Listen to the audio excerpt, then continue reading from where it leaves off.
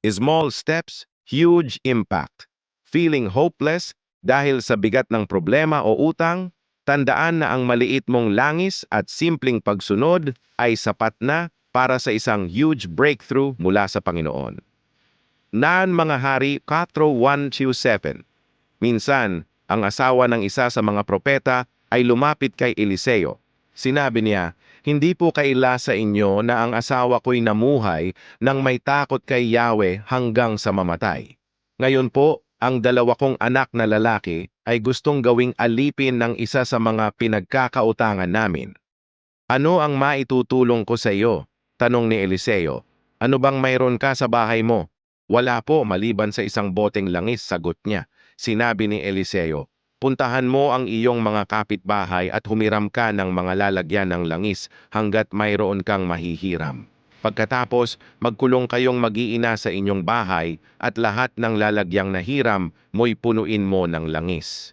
Umuwi nga ang babae at pagdating sa bahay ay nagkulong silang mag-iina at isa-isang pinuno ng langis ang mga lalagyan. Hindi alam ng ina na puno ng lahat kaya sinabi niya, "Abutan pa ninyo ako ng lalagyan." Puno na pong lahat, sagot ng kanyang mga anak, at tumigil na ang pagdaloy ng langis. Pumunta siya kay Eliseo, ang lingkod ng Diyos, at isinalaysay ang nangyari. Sinabi ni Eliseo, "Ipagbili mo ang langis at bayaran mo ang iyong mga utang. Ang matitira ay gamitin ninyong mag-iina." Lahat ng idea at knowledge, kung walang action, walang magiging result. No matter how small our steps are, what matters is progress. Big success is a series of small steps. Napakabuti ng Panginoon dahil hindi niya tayo pinapabayaan sa mundong ito.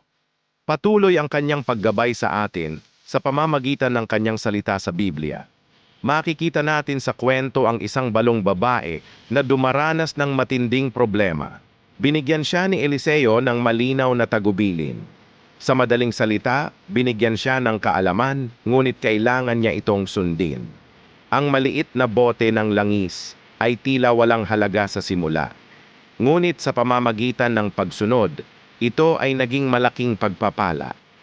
Minsan, hindi natin napapansin ang maliliit na biyaya.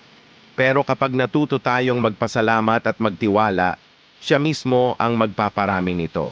Kaya't patuloy tayong magpasalamat at magtiwala sa ating Panginoon.